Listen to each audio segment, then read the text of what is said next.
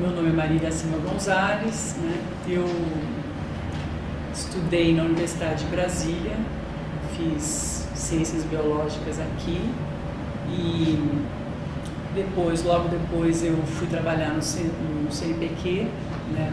no Instituto de Pesquisa do CNPq em Belém do Pará, que chama-se Museu Paraense Emílio Guild. Trabalhei lá durante 3 anos e depois eu saí, fui fazer o meu mestrado no Rio de Janeiro, na Universidade Federal do Rio de Janeiro.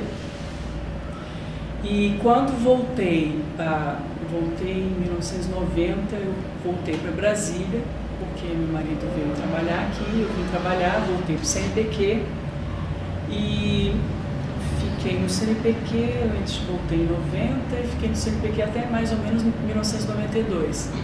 Foi quando eu ingressei no IBGE, mas ingressei assim, fui cedida do CNPq para o IBGE. Na época, essa minha sessão se deu porque uma amiga tinha sido convidada para vir trabalhar aqui no IBGE, assumir a reserva ecológica do IBGE. Ela, inclusive, ela tinha feito acho que foi a tese de mestrado dela na reserva com cupins, a Ione Egler. E ela foi convidada pelo professor Eurico Borba, que na época estava como presidente do IBGE. Tinha retornado, ele foi diretor-geral, né, na década de 70, e depois, nesse período, ele voltou a ser o presidente do IBGE. E como a reserva, ele foi um dos fundadores da reserva, ele queria reativar e fazer com que a reserva, que ela estava um pouquinho apagadinha, né? E ele estava querendo reativá-la. E ele procurou uma bióloga, e como essa minha amiga não pôde, estava saindo para o doutorado e eu estava chegando, ela indicou o meu nome. E ele me pediu, ele não me conhecia, nem eu conhecia, ele me pediu que eu enviasse o currículo, eu enviei, ele me pediu para conversar um pouco comigo, a gente conversou, e ele me fez o convite para vir trabalhar no IBGE. Então eu fui cedida nessa época do CNPq para cá. E qual foi a minha surpresa, a minha grande surpresa? É que eu achava que eu tinha sido convidada para cuidar da gestão da reserva ecológica do IBGE. Mas não foi só da reserva ecológica do IBGE, tinha muito mais. Na realidade, eu assumi um cargo, que era um cargo que chamava-se de uma unidade regional de geociências, da diretoria de geociências, que era responsável não só pela reserva, mas responsável pela área de geodésia, de cartografia e uma área também de meio ambiente.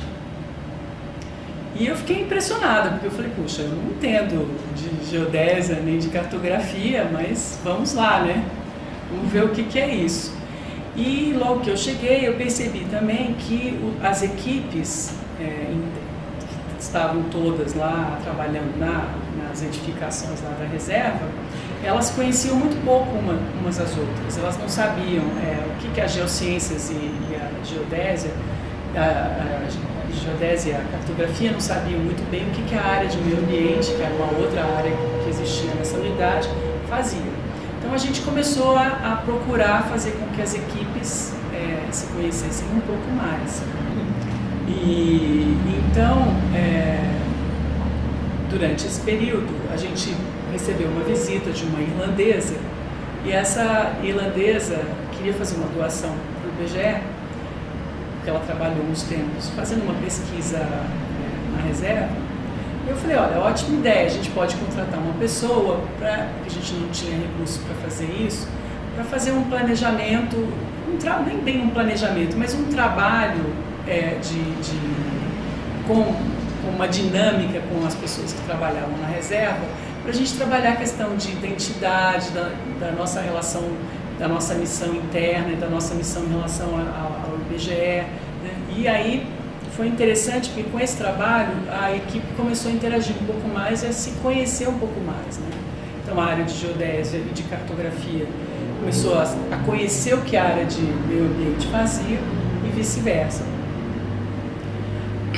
Agora, uma outra coisa interessante, bem particular, é que essa unidade Regional de Geociências, ela sempre foi muito diferente das outras, no que diz respeito à área de meio ambiente. Até porque a área de meio ambiente da nossa unidade, ela era um retratinho daquilo que tinha sido o passado, que eu diria um passado glorioso da reserva, né?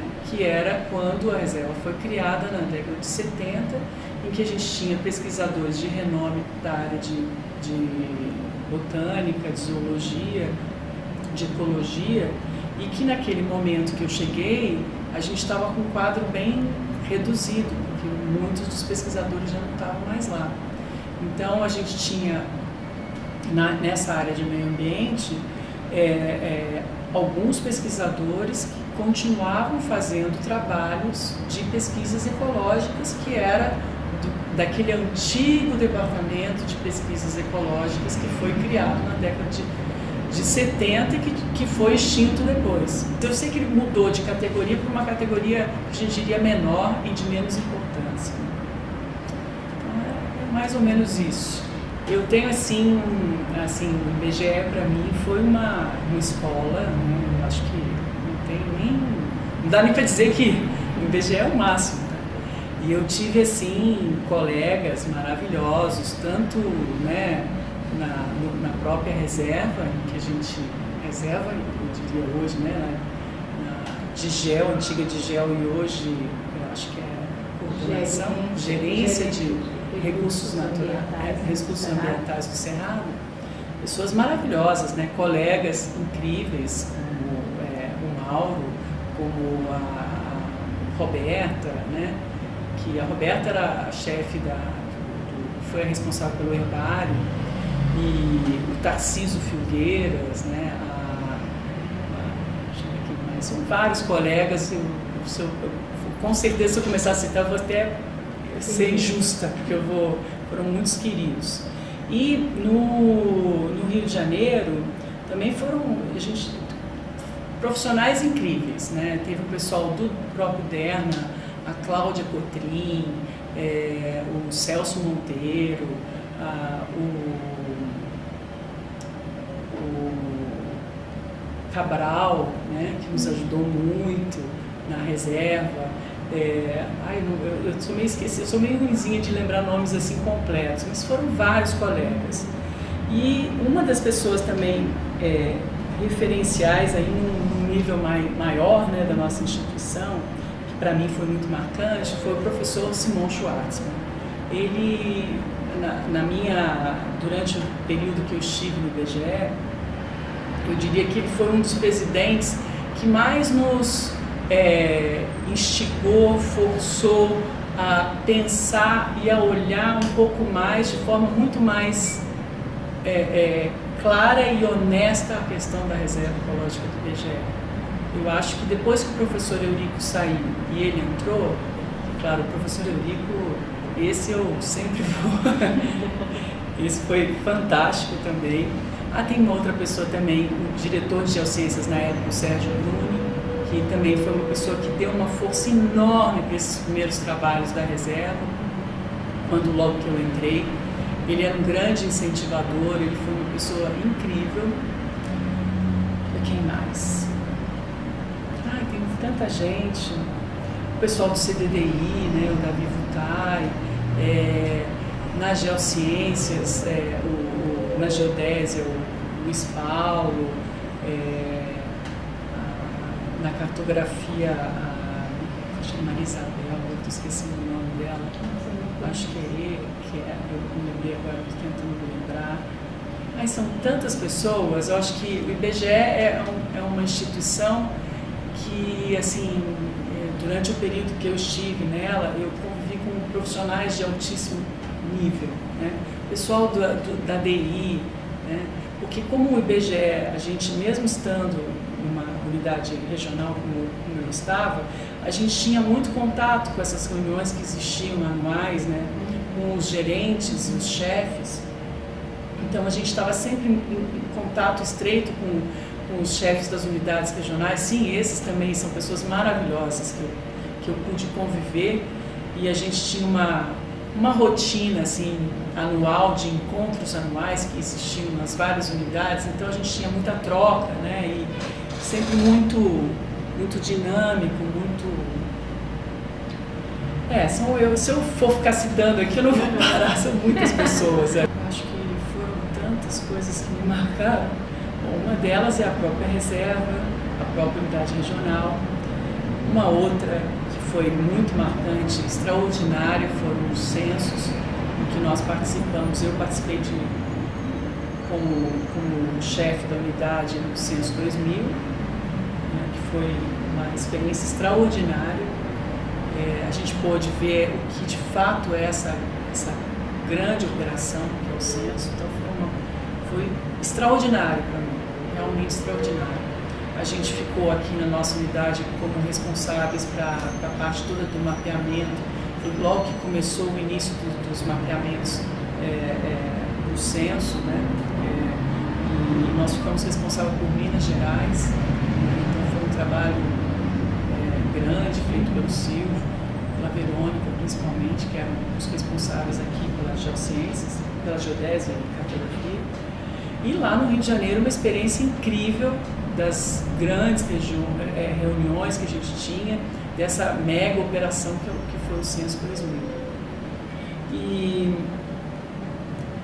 depois, a outra também foi durante o Censo 2010, teve um outro projeto também que foi um projeto muito marcante, que foi o projeto Presença, que a gente estava discutindo e foi uma discussão muito intensa que nós tivemos, todos os chefes e as próprias unidades, sobre o papel das unidades regionais e das divisões de pesquisa e estatísticas do IBGE.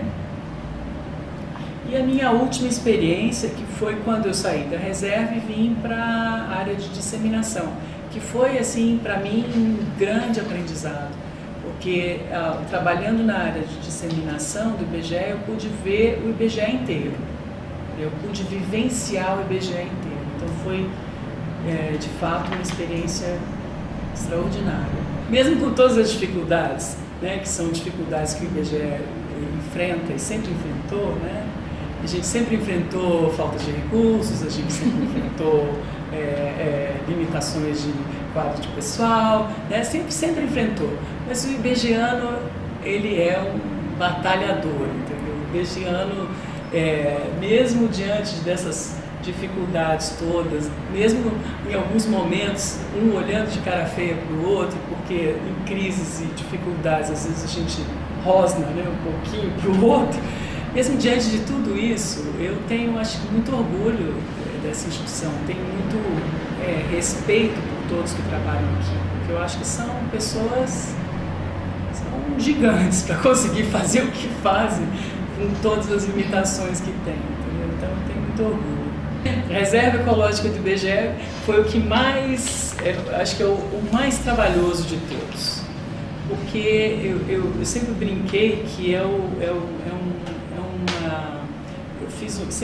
faço um paralelo de que é um filho bastardinho, né? Aquele que não é missão institucional, que todo mundo questiona, mas que está aí, né? E que tem que ser alimentado, tem que ser cuidado, que dá trabalho, que custa caro, porque cuidar de uma unidade de conservação não é uma coisa simples, né? É extremamente, e ainda mais uma unidade de conservação que está dentro do Distrito Federal, que está cercado por cidade e que cada vez ficou mais cercado por cidades, no decorrer desde que eu entrei até a hora que eu saí.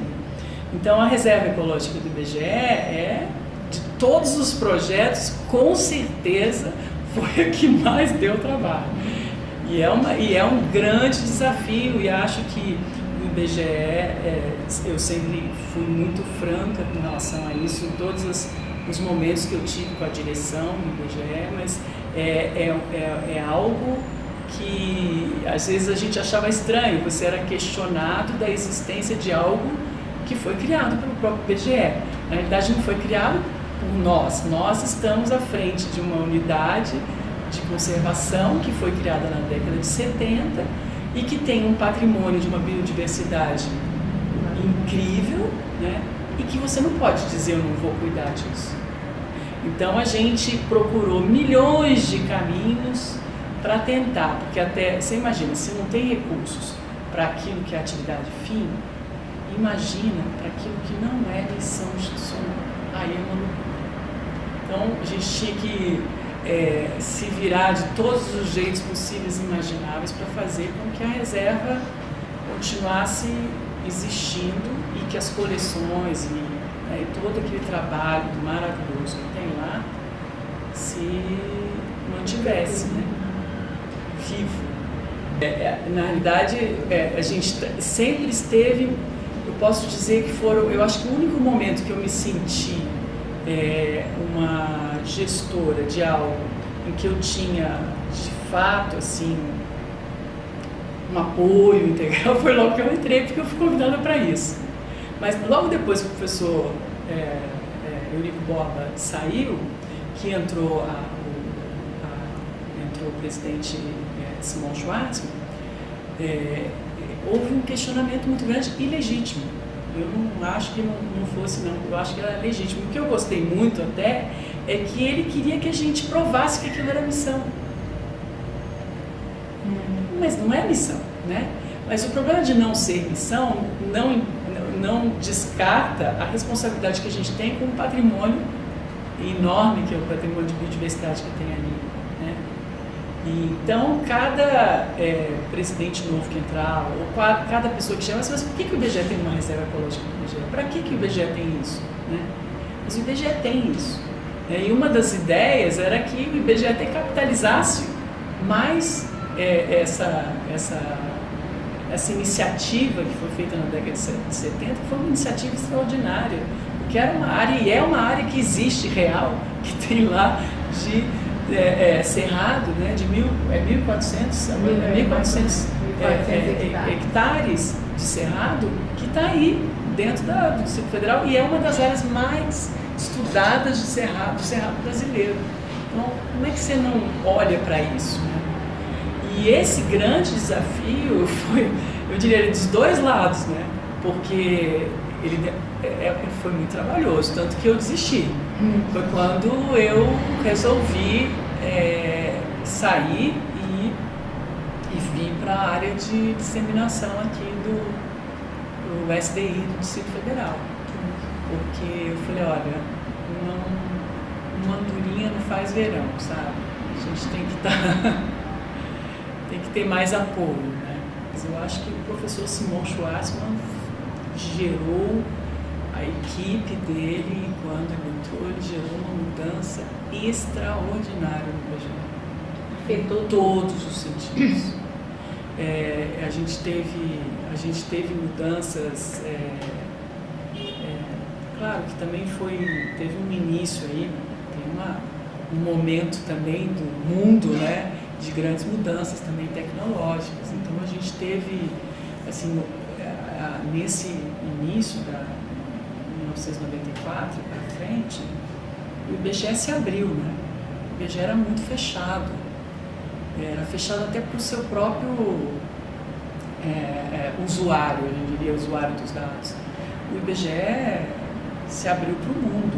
O IBGE, o professor Simon interagiu com os grandes centros de estatística, né? De outros países, no caso do Canadá. A gente teve grandes avanços. Então, acho que o IBGE mudou radicalmente. E olha que eu peguei só um pequeno período desse passado do IBGE, né? Mas foi visível as grandes mudanças que a gente teve com a gestão do professor Simon Schwarzman. Olha, eu vou te dizer, eu acho que a nossa relação com quando era a Digel, a nossa relação com a sede era direta e constante. A gente estava constantemente, não só em reuniões, mas se falando e discutindo constantemente com a diretoria de geociências, com os departamentos responsáveis pelas atividades que a gente exercia aqui. Então, tanto geodésia, quanto cartografia, quanto meio ambiente. A gente tinha uma relação, inclusive, de visitas, né, reuniões anuais, em que a gente fazia todo o nosso planejamento de trabalho e todo o nosso orçamento e o que a gente ia gastar anualmente, isso sempre no final de cada ano. Então era uma conduta rotineira. A gente tinha um departamento, na época, logo que eu entrei, um departamento regional que cuidava da parte administrativa e que, na realidade, ele até foi criado para ele fazer esse elo de ligação com a sede, mas esse elo de ligação se dava com a gente, com os chefes das unidades regionais de geociências, diretamente com os departamentos responsáveis pelas atividades que a gente tinha. Então a gente tinha assim, uma relação muito, muito estreita. E depois, com as mudanças de organograma, de estrutura, continuou. A gente continuou tendo essas relações estreitas com os departamentos. Agora, o que me surpreendeu foi quando eu saí dessa unidade regional de geociências e vim para cá para o SDI. E me surpreendeu que não existia a mesma relação que a geociências tinha com as suas unidades. O que me mostrou que tanto o SDI, por exemplo, o SDI não tinha uma programação, ele tinha as reuniões anuais, a gente ia e tudo mais, mas o SDI não tinha uma relação de orçar o quanto precisava, mandar, isso ser mais discutido. Nas geociências isso era mais discutido. Então a gente sabia, por exemplo, que a gente ia fazer, ou a gente ia para o Rio de Janeiro discutir o nosso planejamento de atividades e tinha todo um orçamento e um acompanhamento desse orçamento, da liberação desse recurso para executar as atividades. Já aqui a gente não tinha isso. Tanto aqui que depois do SDI eu passei um tempo também, ajudei um pouco na área de estatística. E me surpreendeu que esse nível de planejamento que a geociências tinha, a estatística não tinha. Assim, claro, tem as reuniões de orientação, de treinamento e tudo mais, mas não no nível que a geociências tinha com as suas unidades regionais. Os técnicos das unidades regionais, eles participavam mais do processo desse planejamento de atividades e do orçamento que ia ser alocado para execução dessas atividades. O que pode ser transformado, eu acho que o IBGE já vem se transformando de algum tempo em grandes transformações na minha avaliação. Eu acho que é muito difícil. Eu acho que a gente vive alguns problemas de gestão. Eu acho que não é um problema do IBGE, sabe? Eu acho que é um problema da gestão pública brasileira, né? E acho que o IBGE já vem dando alguns passos, que eu diria inovadores nesse modelo de gestão, mas eu acho que ainda a gente ainda está no início da historinha, porque as coisas não se transformam assim, né, da noite para o dia. Ainda mais numa instituição como a nossa, né, com a idade que tem. Eu acho assim, o IBGE já veio dando e fazendo várias coisas para mudar um pouco essa gestão, nas várias tentativas de planejamento estratégico, de mudanças inclusive de nomes, né? Deixou de ser chefe para ser gerente, né? A gente passou a ter existiram, né, várias iniciativas para tentar mudar esse modelo e que vem mudando já.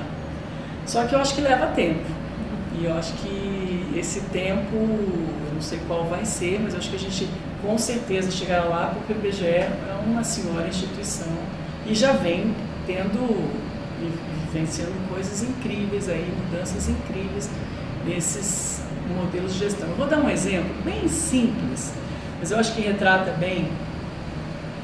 Quando eu entrei na reserva, eu era responsável por todo o patrimônio que tinha lá, que era uma lista gigantesca imensa, mais ou menos desse tamanho, que eu ficava horrorizada de pensar, meu Deus, se sumir algo daqui, eu sou a responsável por tudo isso, então eu tinha que assinar. Eu acho que minha assinatura, inclusive, foi mudando no decorrer do tempo, de tanto que a gente assinar, né? E hoje, você vê que coisa fantástica, o IBGE hoje tem um sistema em que os servidores se responsabilizam pelo patrimônio. Eu acho que isso é uma coisa pequena, simples, mas que demonstra algo em que esse modelo, em que só o chefe é o responsável por tudo, ele não se sustenta mais, né? Enquanto a gente não tiver servidores que se vejam como responsáveis por tudo que acontece nessa instituição, sem que o chefe seja o único responsável, a gente não vai ter os grandes avanços que qualquer instituição pública tem que ter. Então, eu acho que o IBGE, diferentemente de outras instituições que eu conheço, já vem tomando iniciativas em que ele promove com que os servidores se responsabilizem mais por essa instituição. Essa instituição não é de responsabilidade de um chefe ou de um gerente. Essa instituição, ela é de responsabilidade de todos nós que estamos aqui. Agora, como é que você muda algo, ainda mais no IBGE, que sempre foi muito verticalizado, muito hierarquizado, né? Porque, na realidade, essa estrutura hierarquizada é que promove, né? Então, eu chego aqui embaixo, hoje em dia ninguém quer ser chefe, porque ser chefe, você tem uma responsabilidade enorme e tem pouco respaldo de quem você deveria ter, né? Que são os seus colegas, é a direção, é todo mundo. Então, hoje eu acho que as pessoas se sentem muito sozinhas, embora não estejam, né? Então, eu acho que o IBGE ele vem caminhando para um modelo de gestão que vai, com certeza, eu acho que é isso aí, eu não tenho nem dúvida que isso vai acontecer, porque já vem acontecendo em coisas pequenas como essa que eu exemplifiquei aqui. Graças a Deus, hoje, um gerente não tem um calhamaço desse tamanho que ele assina lá para ser responsável. Você hoje tem cada servidorzinho responsável pela sua cadeira, pelo seu computador. Isso gera relações muito mais maduras, mais adultas, né? Eu acho que isso é algo que eu não tenho dúvida que nós vamos chegar lá, mas demora um pouquinho. Eu me aposentei logo que eu consegui o tempo, com 32 anos de trabalho. Por que eu me aposentei? Bom, primeiro porque eu estava querendo fazer coisas novas, né? E uma delas, o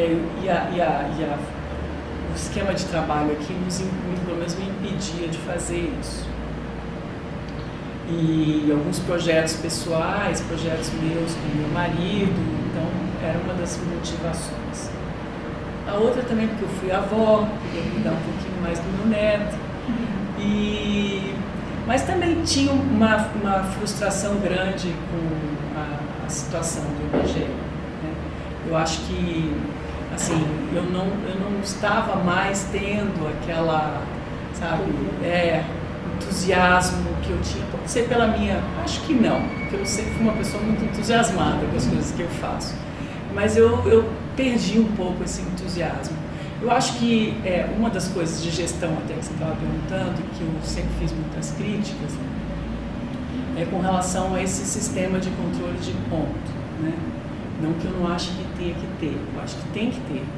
Só que eu acho que ele hoje, da forma que ele está, que ele vigora, ele é cruel, né? Cruel no sentido de que ele coloca as pessoas presas, que na realidade é o sistema que comanda tudo, entre aspas, porque na realidade nem os gestores, nem os servidores querem olhar e encarar essa discussão de o que a gente está fazendo aqui dentro, né?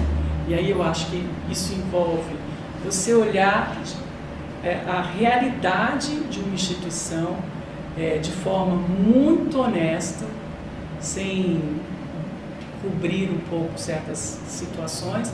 E acho que quando você cria situações como essa, cria um sistema, a pessoa vai lá, passa na catraca, não cumpriu o horário, quer dizer, ninguém controla a produção.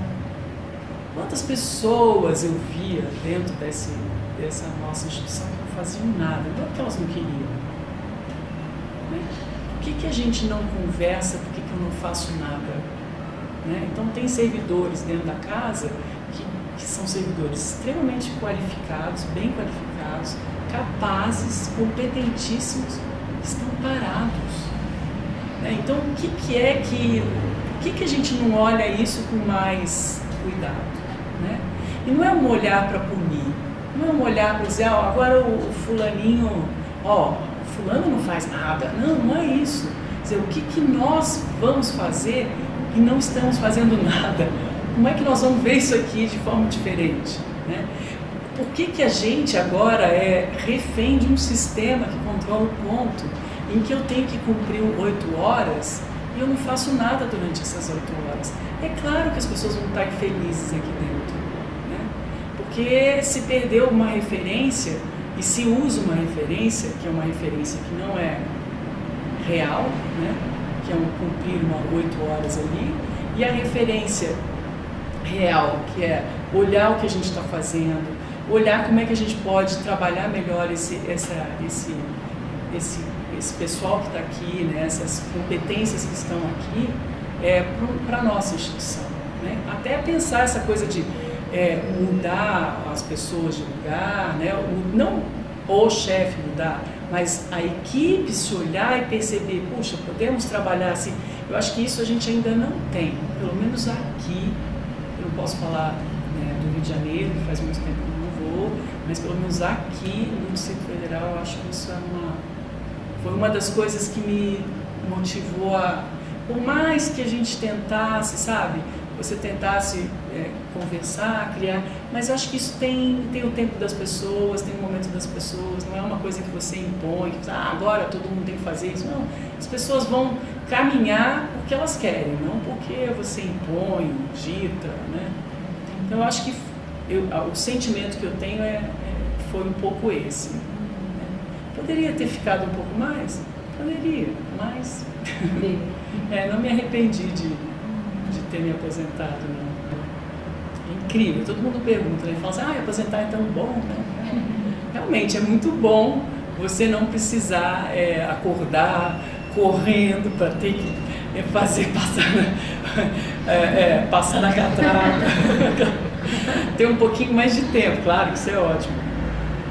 Mas também quando você trabalha, como eu trabalhei, né, durante 32 anos, com uma rotina, né, de horários, né, você quando não tem essa rotina é complicado, porque você passa a ter as demandas, né, de todos que estão em volta de você, que estão ocupados, né, principalmente família, né, irmãos, maridos, todo mundo começa a demandar, filhos passam a demandar você. E eu, nesses meu 1 ano e sei, quase tem 1 ano e meio, um pouquinho mais que eu me aposentei, passei quase praticamente 1 ano ou mais me dedicando a cuidar principalmente dos meus pais, que estavam velhinhos e ficaram doentes, eu tive que cuidar deles, mas não só deles, mas de milhões de outras histórias, né? E tudo aquilo que eu imaginava, que eu estava querendo fazer, eu não consegui fazer. E aí eu resolvi criar agora, recentemente, uma rotina para mim. Né? E é muito bom você criar uma rotina, e isso que eu penso, por exemplo, que as instituições públicas poderiam fazer. E você pode criar rotinas, mas elas não serem tão rígidas, né? Eu estou falando dessa coisa do horário, mas você está focado naquilo no resultado que você está querendo alcançar. Né? Então, por exemplo, eu criei rotinas para mim, para minha família, para meus pais, né? Claro que tem uma flexibilidade aí, quando eu, por exemplo, hoje eu estou aqui, estou abrindo mão de algumas coisas, porque eu posso abrir mão dessas coisas. Então, acho que isso é bom na história da aposentadoria, mas se eu não criasse isso, eu estava começando, inclusive, a ficar ansiosa, porque eu não conseguia fazer as coisas. Porque você começa a atirar para todos os lados, né? Então, essa rotina foi boa, então eu comecei a fazer exercícios de manhã, por isso que eu estou moreninha, estou na piscina todo dia. Então, tem assim, estou fazendo algumas coisas e isso tem ajudado muito esse meu momento.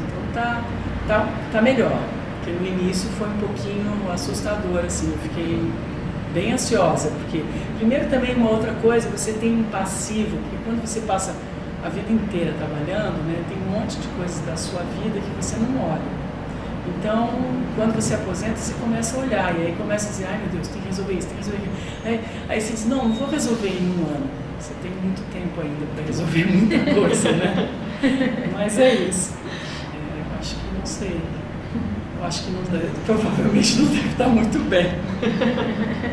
Não, eu acho que a gente, claro, eu sou otimista, eu espero que as coisas melhorem, né? Eu sempre apostei que as coisas vão melhorar e acho que elas vão melhorar, mesmo que a gente esteja numa situação como a que a gente está vivendo hoje no Brasil. Mas como sempre, toda crise, pessoal, né? Até a gente, as nossas crises pessoais nos levam a ser melhor e ter uma história melhor, com certeza eu acho que o IBGE vai passar por esse momento difícil, necessário, né? Não tem como não passar, e vai continuar sendo a instituição incrível que é, né? Eu acho que, claro, como tudo hoje, em função das novas tecnologias e da rapidez que essas novas tecnologias vêm se apresentando, precisa mudar, que eu acho que essa é a grande crise que a gente está vivendo aí, né? E os modelos de gestão mostram isso, porque a gente hoje tem, você vê, com os zilhões de aplicativos que aparecem, eles começam a forçar, né, com que o legislativo mude, que o IBGE mude, né? Então, e o IBGE já vem mudando, e o IBGE sempre esteve à frente, dando passos à frente com relação a essa questão tecnológica, até porque pelo quadro espetacular que tem de profissionais nessa área. Então, eu acho que é uma crise difícil. Eu acredito que 2016 a gente ainda esteja nela, né? Não acho que a gente, em um ano, até gostaria que as coisas mudassem assim rapidamente, mas eu acho que a gente ainda vai estar passando por momentos aí difíceis, né? Como é que eu vejo o futuro? Bom, a reserva é fantástica, né? A reserva eu acho que eu digo graças a Deus que ainda temos pessoas lá, né? Uma delas é a Betânia, que está lá, né? O Mauro, o Caio, Marina, né? Os nossos colegas da oficina, os nossos colegas lá do arquivo permanente do IBGE, né? Que são pessoas que são muito, muito guerreiras, né? E eu acho que é exatamente porque essas pessoas guerreiras estão lá que que a reserva tem futuro. Eu acho que assim, eu tenho eu acho que essa nossa missão de retratar o Brasil é algo incrível, né? Que a gente de fato retrata e que seria do Brasil sem o IBGE, né? Então, eu acho que essas questões assim de momento que a gente está vivendo, que são, né, como eu já falei anteriormente, elas vão passar, mas o IBGE vai continuar aí como uma grande instituição.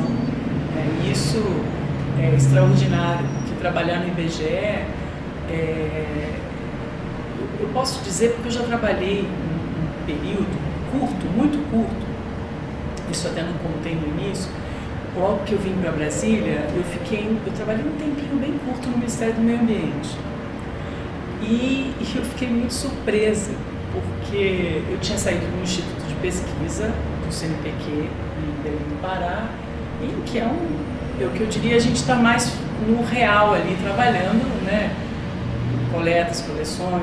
E aqui, quando eu cheguei, eu achava assim, sempre tudo muito... A gente não conseguia pegar, sabe? É uma coisa assim que você trabalhava política, não sei, mas eu nunca conseguia pegar o que era, qual o resultado efetivo do seu trabalho, né? Então aquilo, de uma certa maneira, me gerava um pouco de frustração, até porque eu tinha saído de uma outra história. Quando eu entrei no IBGE, eu falei, puxa, voltei para um lugar que consigo ver o resultado do meu trabalho. Isso o IBGE, com todas as dificuldades que a gente tem, não tem como fugir. A gente tem que apresentar um resultado sempre, né?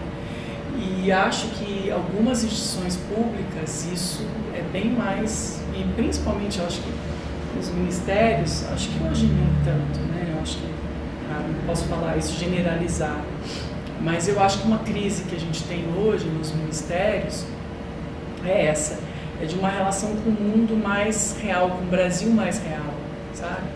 Até por causa do modelo de gestão, né, que é muito centralizador.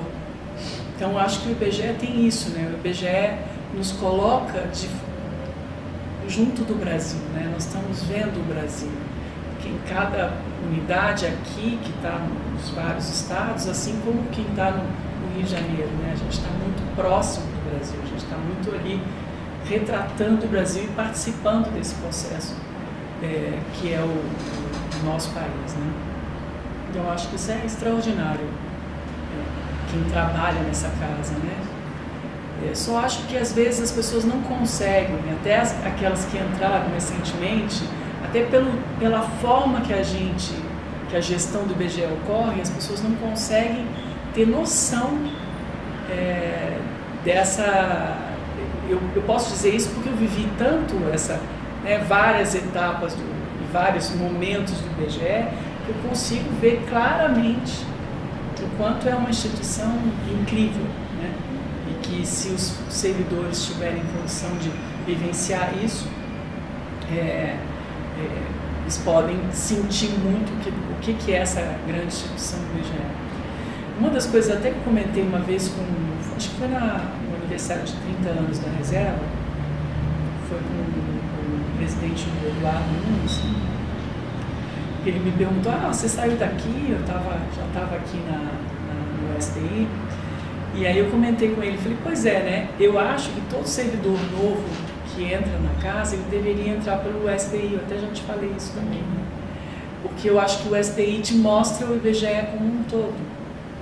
Claro que você ter a vivência de outras áreas depois entrar no SDI também é importante, mas eu acho assim, quando você vai ter essa relação direta com o usuário do dado do IBGE, você tem uma noção muito mais clara do que você produziu e o resultado disso, né, para a sociedade. Então, eu acho que é uma experiência muito incrível que eu tive, né, aqui no IBGE. Foi fantástico, maravilhoso. Eu adoraria poder, assim, contar com mais detalhes, de forma mais clara, talvez até toda a minha vivência, mas eu acho que isso é muito importante para a instituição. Eu acho que eu agradeço muito por vocês terem me dado essa oportunidade de falar. Eu já conheci o Projeto Memória, né? O Projeto Memória ele já tem um tempinho na casa, né? E é um projeto muito legal, muito bacana. De algumas pessoas que eu conheci do CDDI, que são pessoas fantásticas também, eu acho que já até aposentaram algumas, mas que são muito legais. Uma delas é a Icleia, ela fez um mestrado comigo, no Rio de Janeiro. Mas eu acho muito legal, agradeço o convite e espero que eu tenha lembrado de algumas coisas importantes e dito algumas coisas importantes para a nossa grande instituição. Porque as pessoas até comentam, poxa, você já se aposentou, mas toda vez que eu falo do IBGE, eu sempre falo como se eu ainda estivesse no IBGE. Eu acho que eu vou falar sempre. Eu nunca vou conseguir falar do IBGE como se eu estivesse fora do IBGE, né? Então, eu sempre, quando alguém comenta, eu falo, não, porque é a nossa instituição, porque ela é nossa instituição e será sempre nossa instituição, né? Para mim será, e acho que ela sempre será para todos aqueles ibegianos que passaram por aqui. Ela é uma grande instituição.